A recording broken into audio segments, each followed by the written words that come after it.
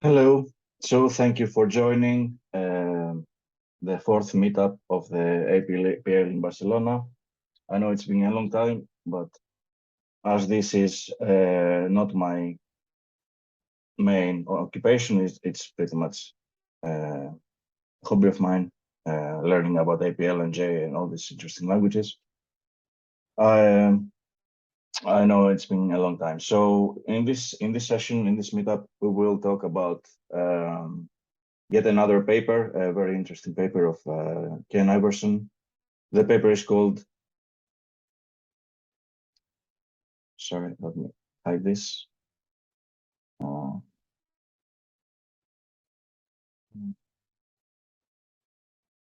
Hide video panel, maybe. No. So this paper was his presentation when he was awarded with the Turing Award for his work with APL. And the contents of the whole series of reading this paper and discussing it will be in 4 meetups. In this meetup, we will discuss the first section and the second, introduction. Sorry, allow me to move this, maybe like that. So if you check the paper in the website of J Software, we will cover the first the first 2 chapters today, introduction and the important characteristics of notation. And in the next meetups and forthcoming, we will cover the polynomials in the 5th, representations in the 6th, and representations, because it's a large paper, a large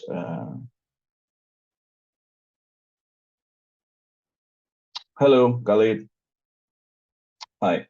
So I started presenting the talk of today's meetup. Thank you for joining. As I said earlier, it will be in the format of historical APL paper, a reading group. And in this series of meetups, we will discuss the paper named Notation Associative Tool of Thought. And the contents of this paper is the following. Introduction, which will happen in this meetup, important characteristics of notation, meetup 4. And sorry, let me move this here and remove the height of inner panel. And the next meetups will discuss about polynomials, how APL handles polynomials, representations which will be broken into parts, and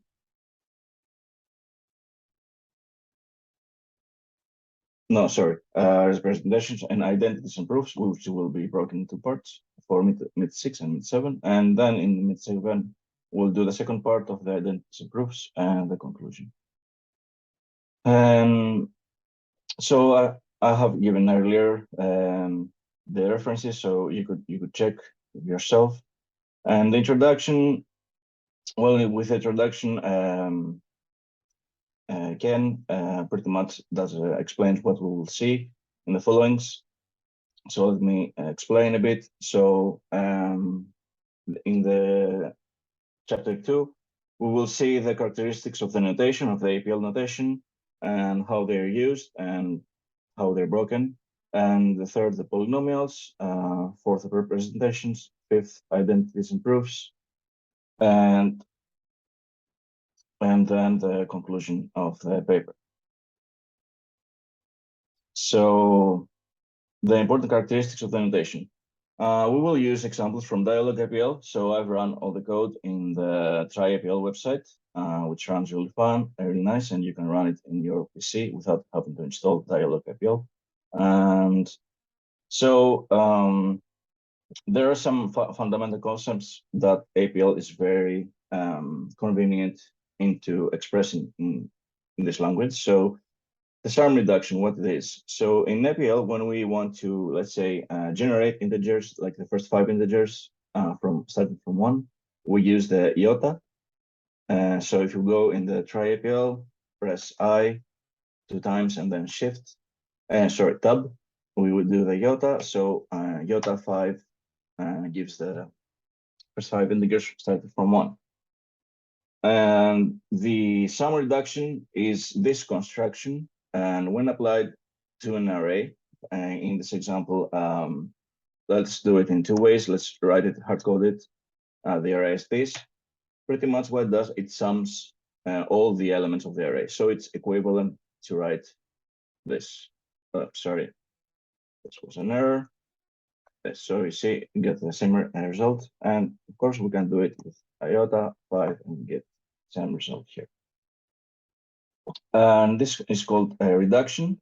And there is the backslash. So the plus slash is the reduction operation. The reduction actually is the slash, I'm sorry. And when we put the plus sign before the slash, it's the sum reduction. Now, there's the backslash, which does something different, which is called partial. We get the partial sums, and it's also called sum scan. We will explain why it's called it's called a scan. And so if we do plus backslash iota 5, it will produce the first 5 triangular numbers. Well, triangular numbers, they're called like that because if you imagine 3 as a triangle of 1 dot here and 2 dots below, they create a triangle, and then 6 is 1 plus 2 plus 3. So you can imagine a triangle in 2 dimensions with 1 dot in the first row, 2 dots in the second row, and 3 dots in the third row. And the same goes with 10, 15, and all that. So these are called the triangle numbers. They're very, very well known and very well studied. Now, what happens? What happens if we do double?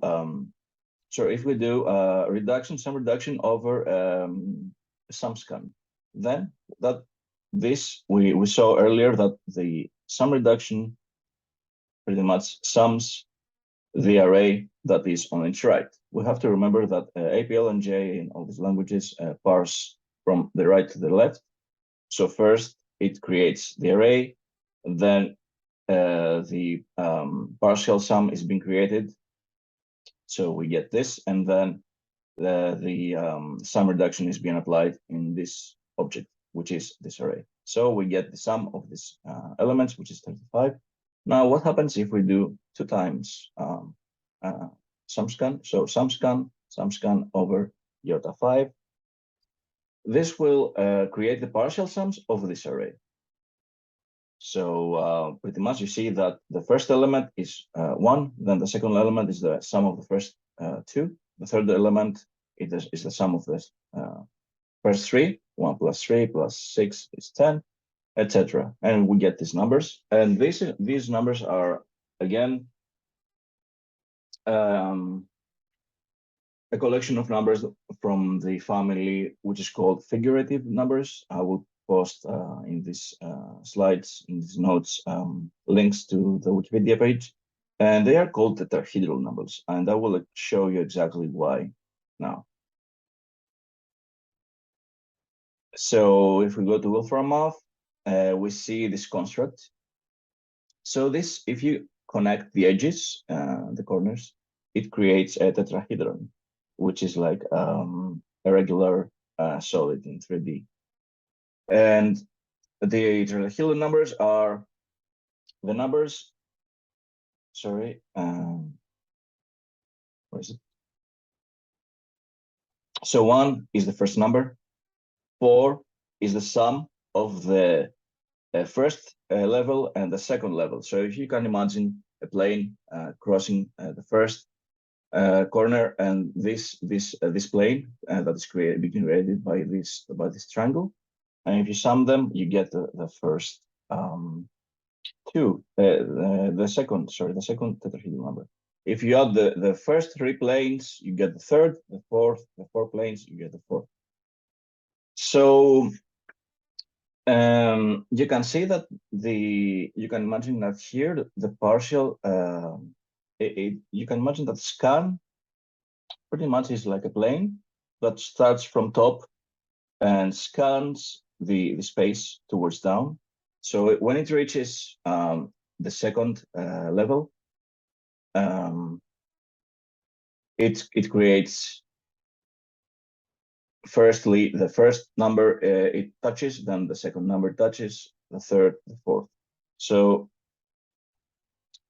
this is how it's how one can visualize actually the triangle numbers, because you can see that in each level of the tetrahedron, the number of elements or atoms, as Ken used to name them in his paper, are triangle numbers. So if we add triangle numbers, we get tetrahedral numbers, and there are many kind of numbers like this. And I think you can see pyramidal, and I'll share the link later. So if we go a bit below, we see a quote from the paper that the final expression, which is this one actually, gives the total atoms in the tetrahedron of 5 elements. And what I wrote is that the atoms of the tetrahedron with 5 levels, if you add them, you will get the number 35. And now we go a bit forward to see some other constructs. So we create an array from the first integers, 6 integers, and the 5. Now this operation pretty much reverses the previous array. So you can imagine that it's like a mirror, pretty much. If you imagine putting a mirror here, this is a mirrored image. So if we add those two arrays, we get 666, because this plus becomes a pairwise addition, a pairwise vector addition. So this is like a vector addition pretty much in vector algebra. And then we have multiplication, and we can see multiplication as in a different way. First of all, we know that rho, if it's applied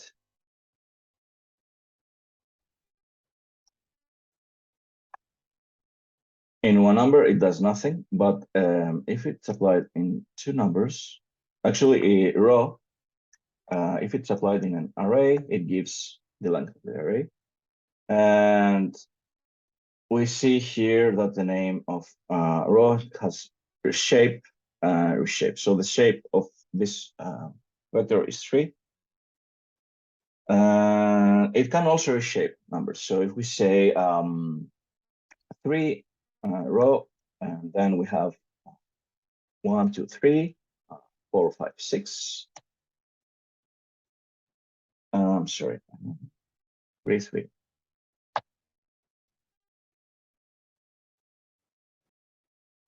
We see that creates a 3 by 3 matrix, looping pretty much. But I do not want to do this. I think I want to do this to.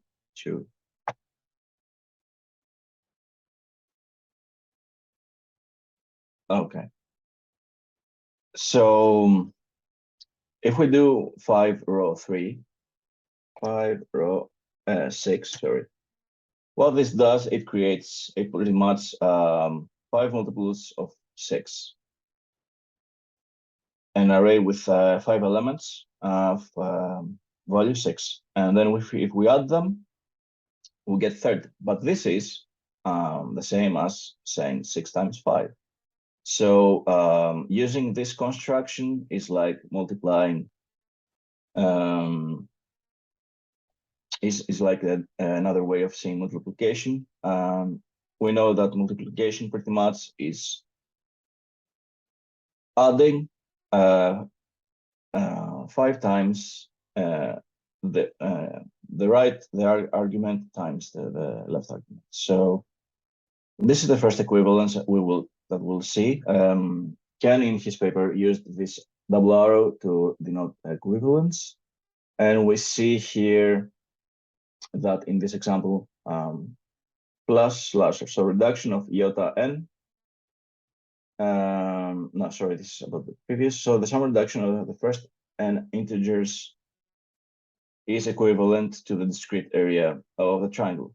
So I think I'm missing a parenthesis here. So if we add the first 10 numbers, we know that this is a geometric progression. So this is the result, and this is kind of like equivalence, which could be later seen as kind of proof using the notation used by APL. So the second part of today's talk is suggestivity, and taking this paragraph from the paper, a notation will be said to be suggestive if the forms of the expressions arising in one set of problems suggest related expressions which find application in other problems. Now, we will introduce the following operators. We call them verbs because they're applied into nouns, where nouns are the vectors. So this is the iota we saw. This is the reverse. This is the row. This is the sum reduction, and this is the sum scan. So we have two equivalences with reduction, and we'll do a couple of examples. Now, this is the one we saw earlier. So if you do a sum reduction of a vector that's been constructed by m row n, it's the same as if you multiply n with m. Now, if we do product reduction, so you see that we can replace plus with multiplication. This is the flexibility of APL, and create a new function altogether. So when product reduction is being applied on an array that has been created by mRn, this is the same as taking the power of n to m. So let's see this. Let's see. So we said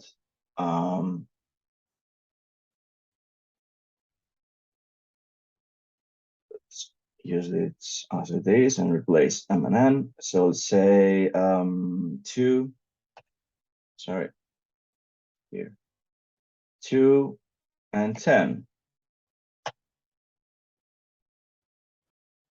I'm sorry, I want to do the opposite.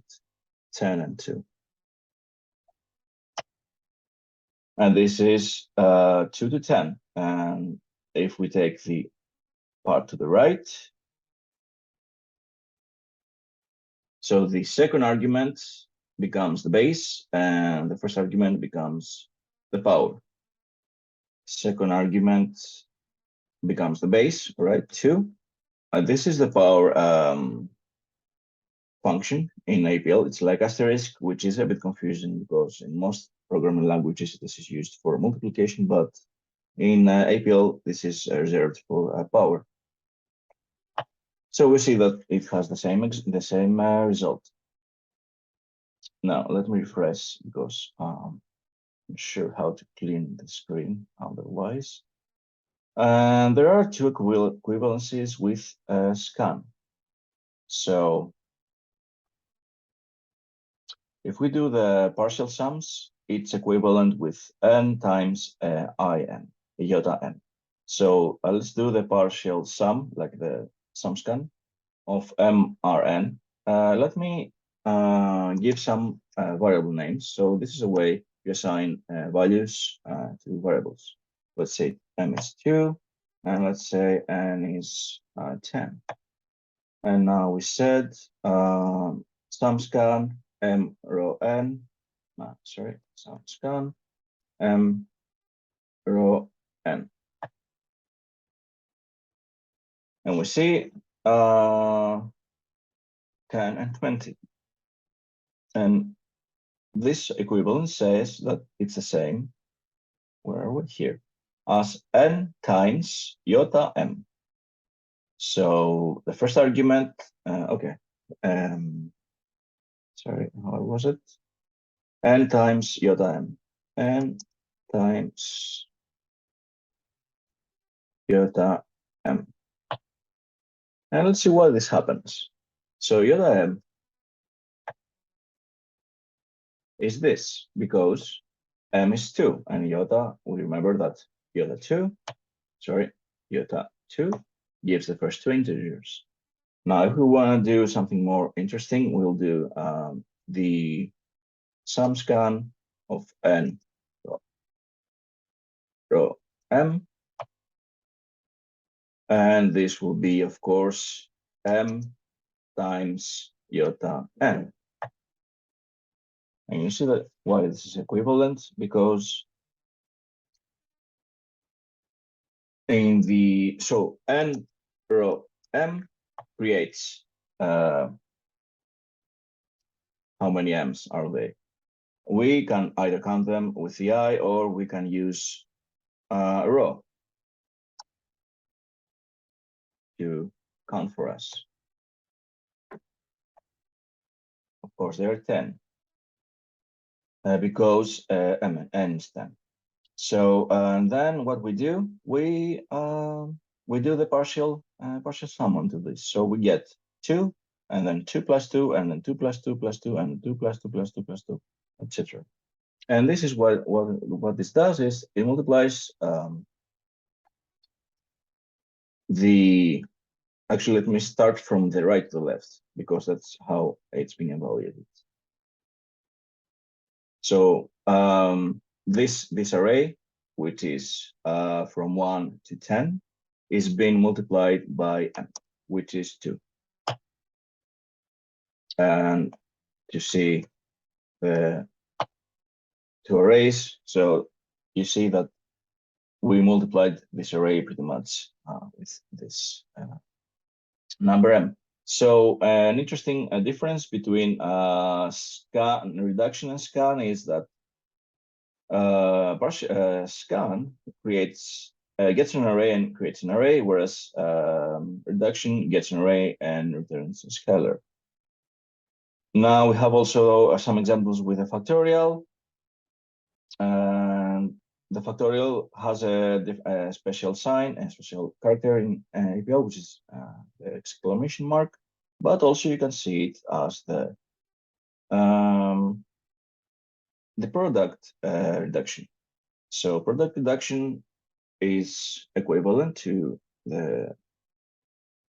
multiplying all the numbers of an array. So if you have iota 5, it will be this one, and if we do the reduction, the product reduction, we'll get 120, but also it's the same as doing 5 factorial. Remember that the interpreter in APL J parse from the right to left. So 5 factorial. Ken wanted to stress about the power of the language, that it has a suggestive power because it's able to represent this brief, general, and intermembered forms. So product reductions and logarithms. This is interesting because this is an equivalence. So if we do the reduction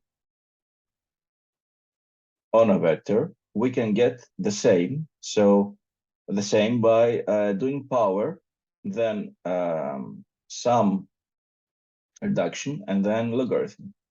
And this comes straight from the identities of logarithms. So imagine this is a logarithm, and you apply it on a vector. So you have,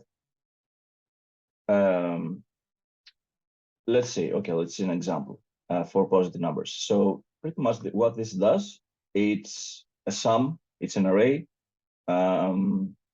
Actually, this is an array where each element is a logarithm of the elements of V, and the sum reduction just sums them up. But we remember, if we sum a logarithm of the same base, then it's equal to having the logarithm of the product of the arguments of each logarithm.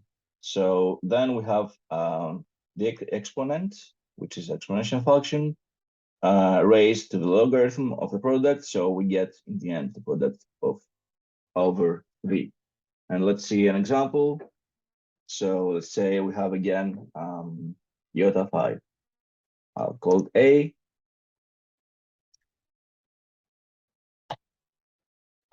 A, all right?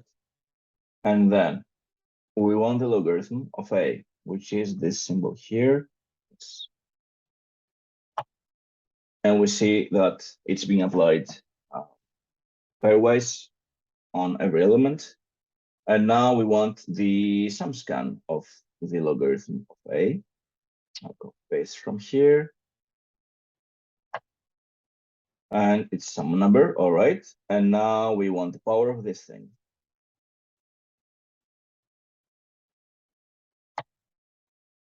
And 120. What a coincidence. What a surprise. But we shouldn't be surprised because, sorry, let me put it here. So this is the 5 factorial, right? And we remember that the 1, 2, 3, 4 time with multiplication in between is the same as factorial 5 factorial. So this is another equivalence, and I give an example here with triangle numbers. And multiply them, and then doing the same. So, and this is a generalization. We can see that the suggestion identity is that the inverse. So this is actually the power is the inverse of the logarithm. So the inverse of G applied onto F, which is this operation over a vector. It's the general expression. So now we have some other equivalences. For example, the De Morgan laws with Boolean vectors. So I wrote some explanation with some pseudo language, which is more kind of more explainable. So this is the AND operator, and then we do reduction over a binary vector, and we'll see that it's equivalent to taking the not of the OR and doing the reduction over a not of the same vector. And I wrote in English here, and the equivalent for the OR below. And let's see this example. So if we do, I took it stepwise, right? So the first on the left, the not reduction. Of course, this means that it's one not, sorry, the end, one and 0 and 0 and 0 and 1 and 1. Because we have at least 1 0, the whole thing is 0. And if we do the OR over the not of B. Let's see this a bit more in detail because it's interesting to see how it breaks down. All right, so the not will invert the values. And we get where we had 0, 1, and where we had 1, 0. Okay, and then now we do the OR reduction over B, not B. And this will be 1 because we know that OR is if this is 0 or 1, 0, 0, 0.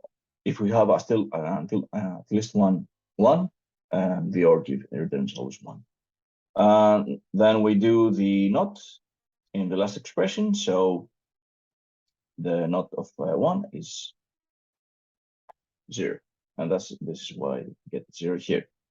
And equivalently for the below, if we do not end reduction over B, let's go here over not B, and the not is the end is here. We'll get 0. So if we do not of this expression, we'll get 1, and this is how we get 1 here. And this is using the unique and the equals and the not equal operations. And here's an example. and it's applied again the same. And then I will give an example in the code here in live. So Ken defined the maximum and minimum functions, but also they are called floor and ceiling. So he named them after himself. So the notation in modern literature, the floor has one on the right as well, like this, but symmetrical with the vertical, and the same for the minimum. So if we do, let's say, let's take a random vector A, and I will call it like that. And we want to do,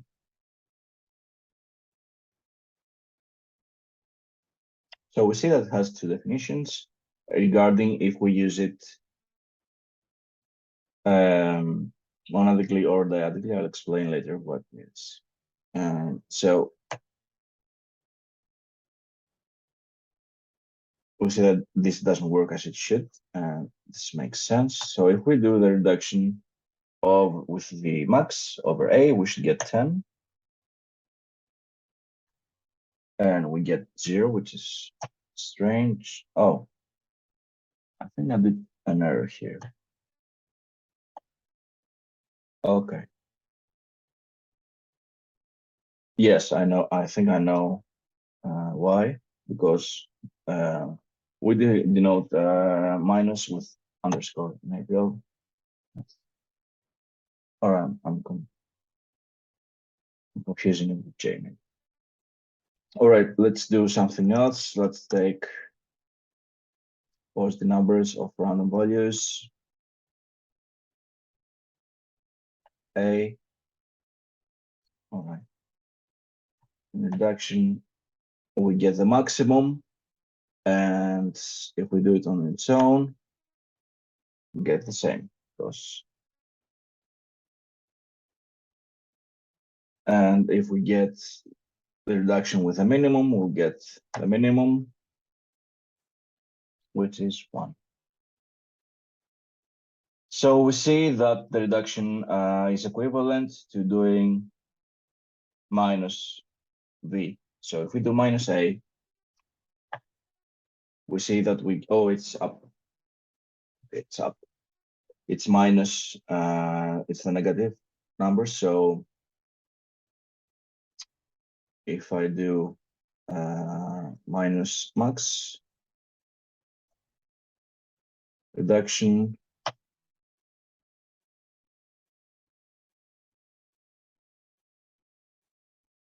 yeah, I get the minimum, of course, and the opposite for minimum. If I get the minimum, I should get the maximum here, right? And we can replace the scans with reductions in the previous dualities. Now, well, English is not my first language, as you might have noticed, so I had to Google what subordinate means. And as a verb, it means that you treat something as lesser important than something else. So a subordination of the utility means, what I understand is to abstract a structure or model, which is the same. We will look in a higher level. We disregard the details and focus on the important things on structure and the juice of the expression we have. So here we'll consider 3 points of doing this. The use of arrays, the assignment of names to function variables, and the use of operators. Now, there are some things that Ken mentioned about access and arrays that I'll cover later. I don't think it's necessary here. We'll see some arrays. If there are any questions, I'll explain. So we saw that we can assign variables with the arrow that shows that goes to the left. And we can also concatenate arrays. So if we have, let's say, an array iota of 3. And then we have the reverse.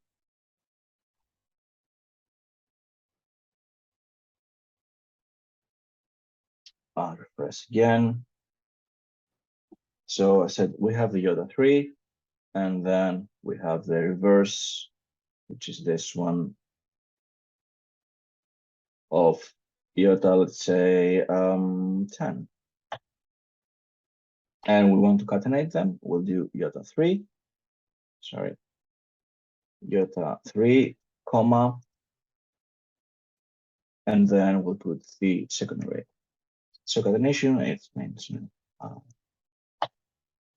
adding them together to two arrays. And if we want to see the dimension of this array, it should be 3 plus 10, should be 13. Yes, which is the sum of the lengths of these two. And what are other examples here? Also, we can change base in the number systems. So here we see that it's this operator, which is encoding, and there's a dual operator for decoding. So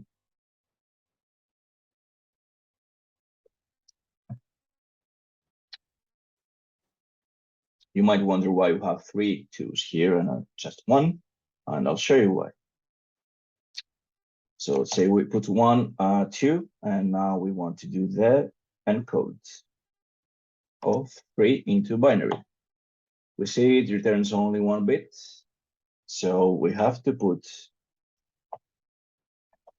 as many bits we need in the new base. So we see that 3 is this, and second example is 4. So it's the next binary. And I think it's, no, it's capital T, yeah. TT tab 3, 4. And you know, you can go until 7 goes, and then 8 will be 0.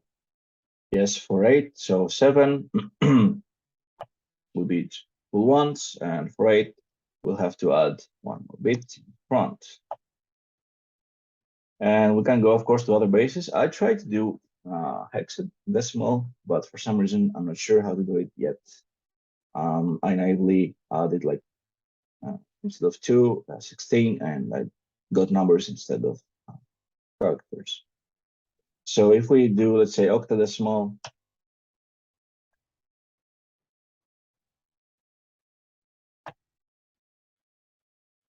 for 8, and it's 1, 0, because it's 8 to the 0th and 8 to the 1st. It doesn't make sense. Let's put a bigger number. So 10 in the octadecimal number system is 12, which is 8 to the 0. It's 1, and 8, it's 9. So a 9, and doesn't make sense either.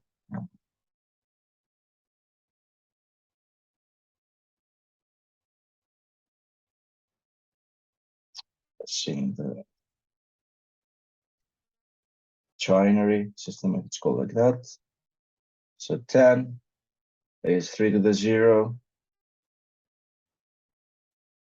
plus 0, 3 to 1, and 3 to the 2. So it's 1 plus 9, it's 10. This makes sense. All right, let's move a bit below. So binary matrices. So this matrix will create the, and we'll see what it does. I'll explain. BN.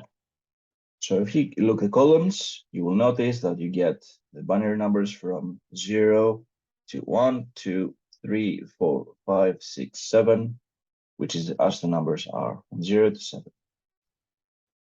So this is a binary matrix, and we can see its dimension by row, which is 3 by 8. And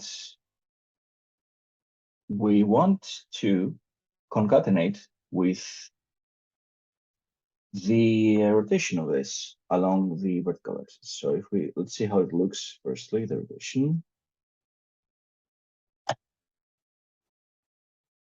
And actually, I put it here.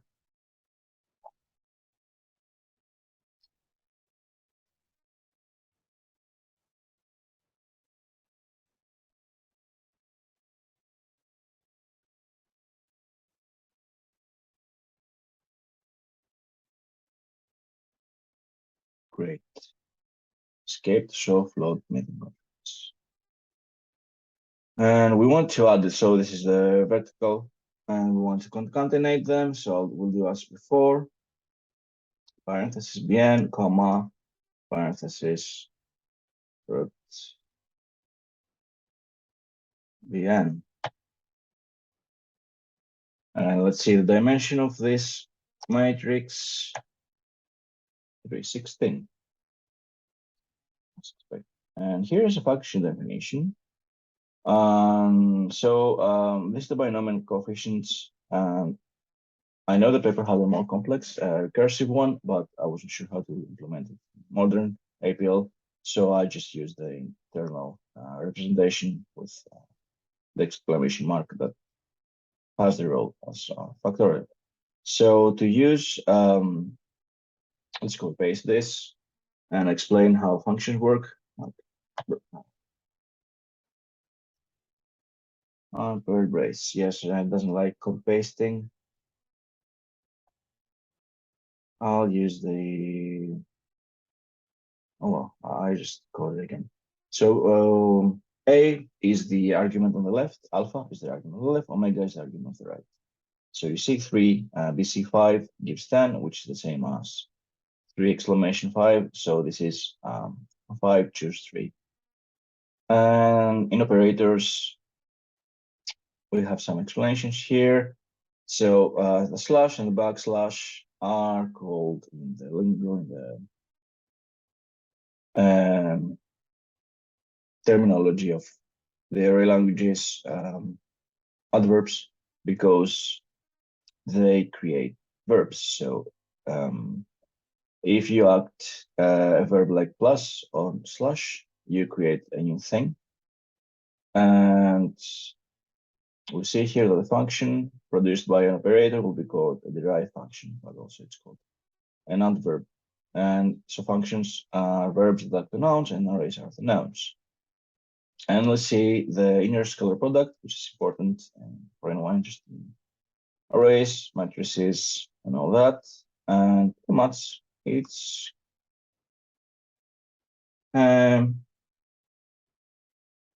defined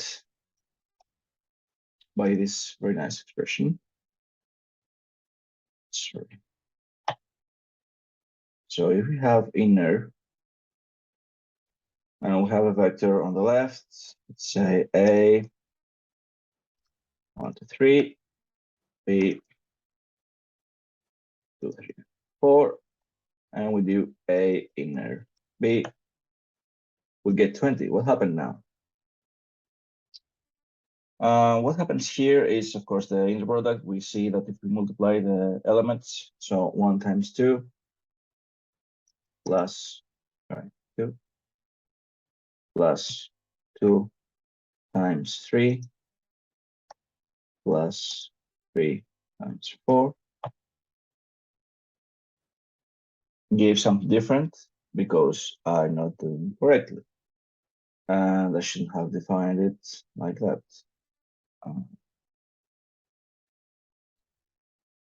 So let's see the example we had here.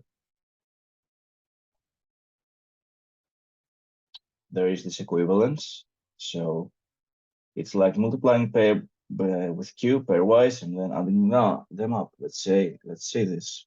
So A times B It's 1, 2, 2, 6, 12. Let's add them up. It's 20. So what was the error here? The error is that APL passes from the right to the left. So this is not what I should have written. I should have written this.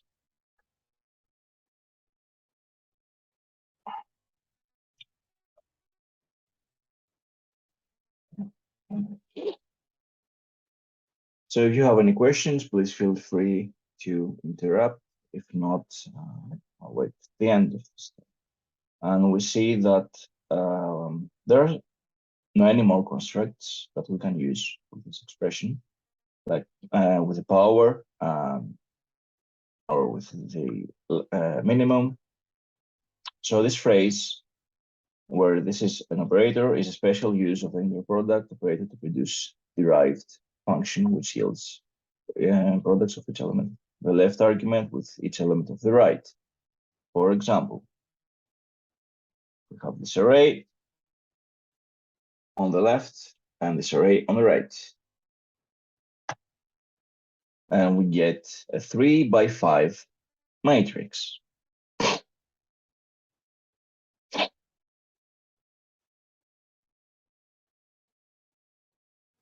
Because this is 3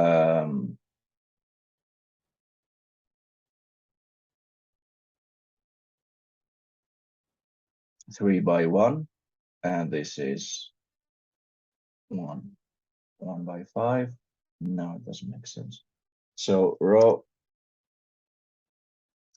2, 3, 5, it will give 3. I wish you would tell me, like, but this is a vector. So you have vector, 2 vectors, and this operation. So this operation, if we look it up, it's the outer product, and that's what it does here. And this is like an introduction to the outer product that we'll see here. So you have D being this vector,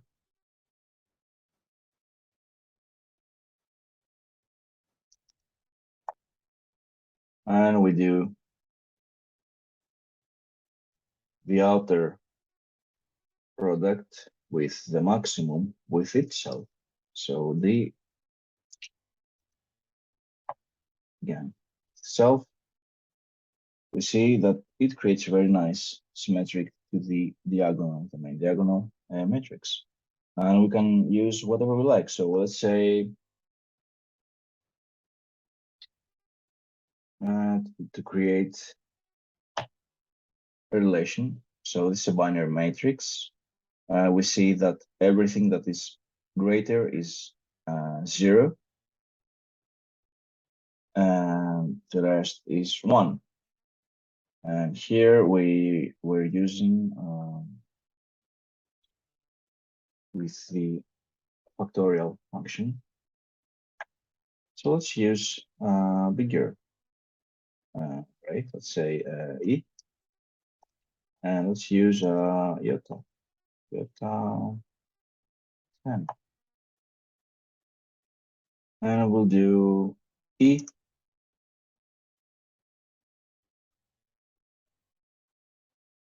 circle greater or equal to e.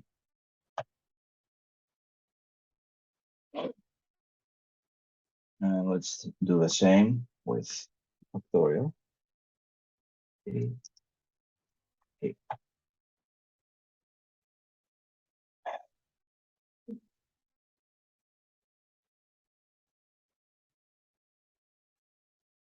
So we can see here that we're getting some interesting numbers. These are the triangular numbers, these are the tetrahedral, and these are the numbers that come from adding the tetrahedral, and etc., etc.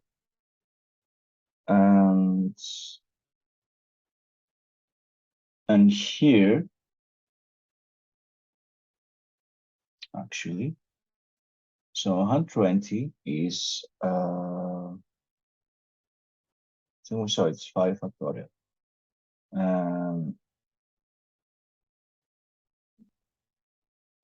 See, there's symmetry. Okay.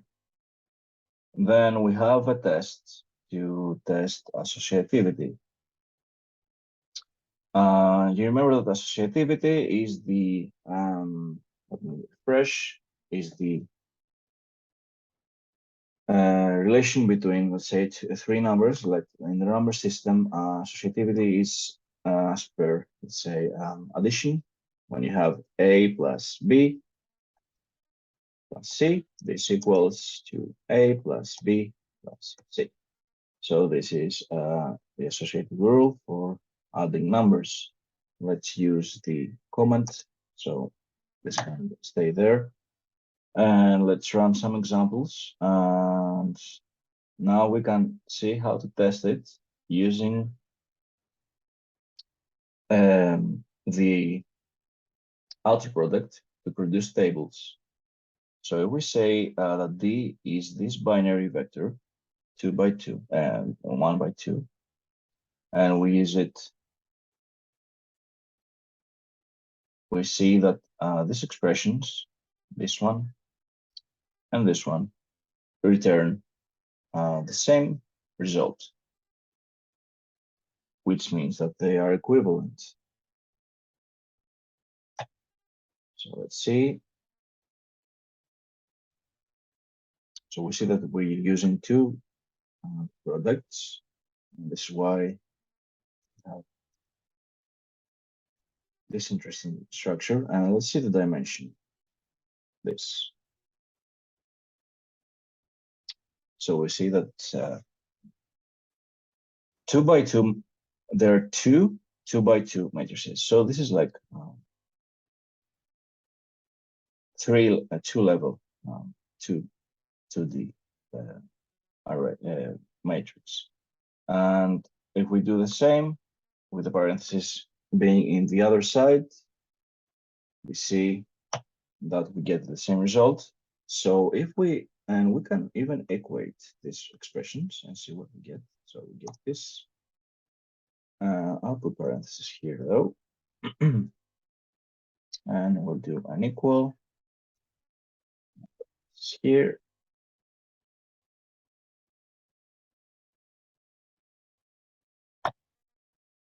And we see that every element is equal. So we get everywhere one.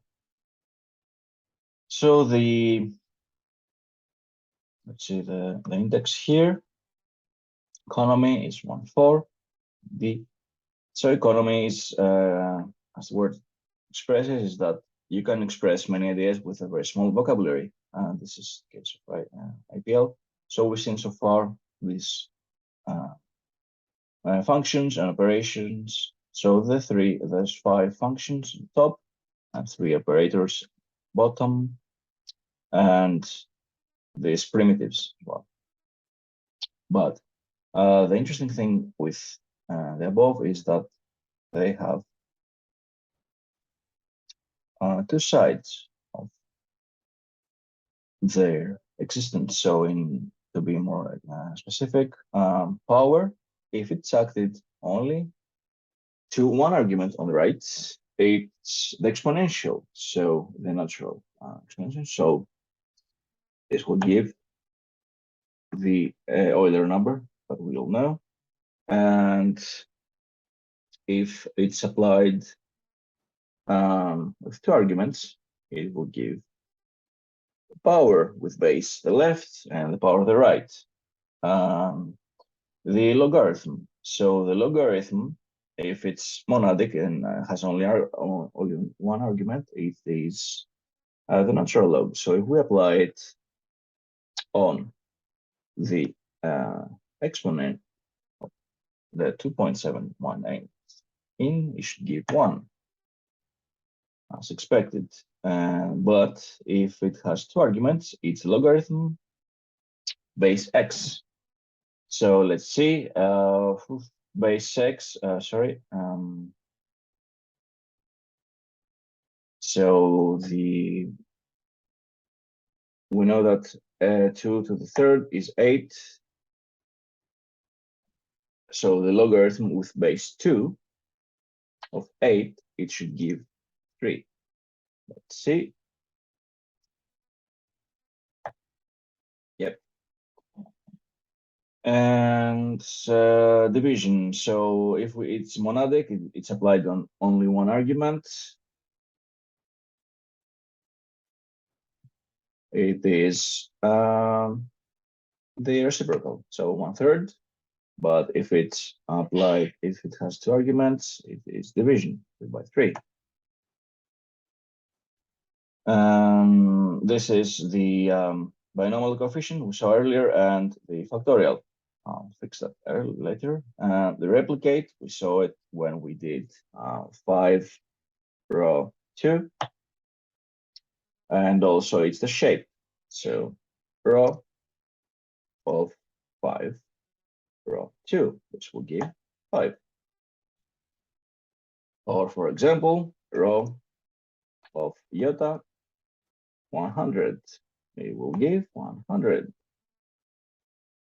And reverse rotate.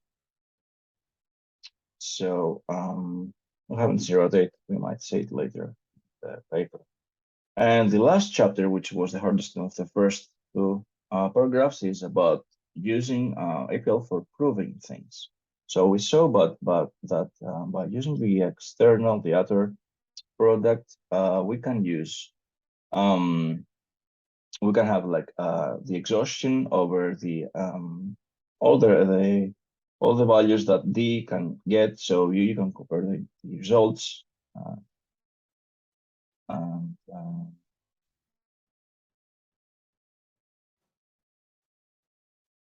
so you can compare the results and pretty much prove that two expressions are equivalent because they give two results. But also you can prove by induction. So there are some examples for proven by induction that I've seen here. The first one is to prove, the first one interesting, to prove that the sum reduction of the binomial coefficients of n gives 2 times n.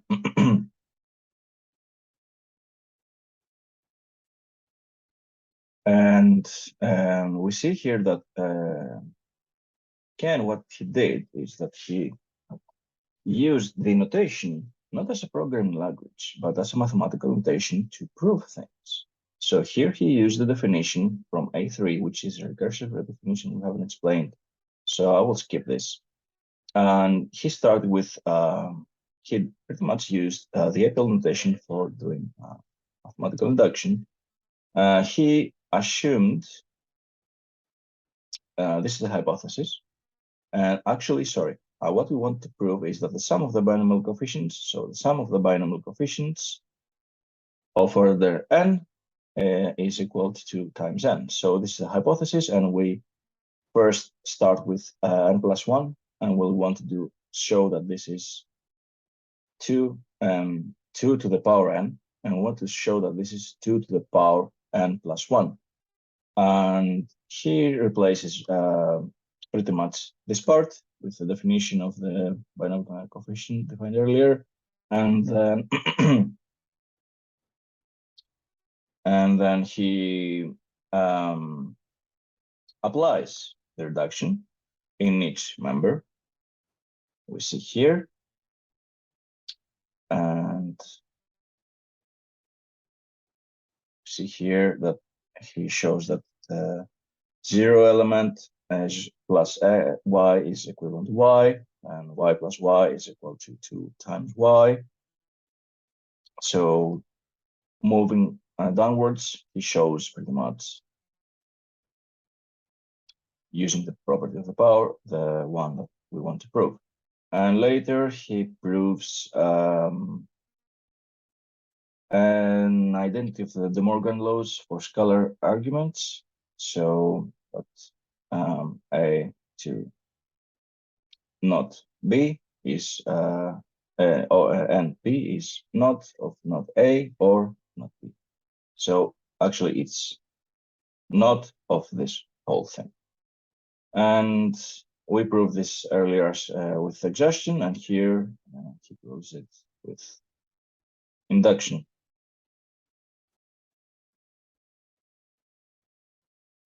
And here actually it's the end of the first chapter. I know I went a bit fast in the last paragraph. I will add the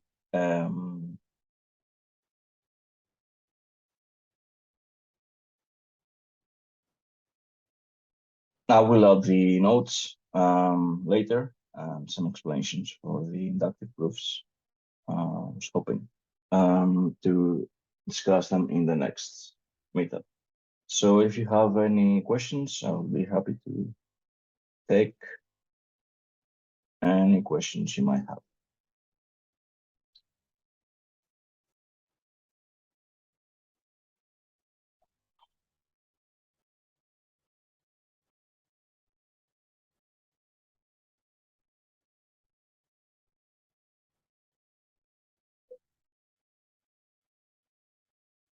All right. Well, thank you for joining. And I hope to see you in the next meetup.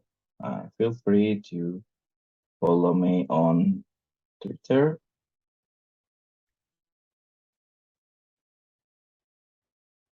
The channel is APL in BCN. Sorry, where is it? Thank you very much. Have a nice evening.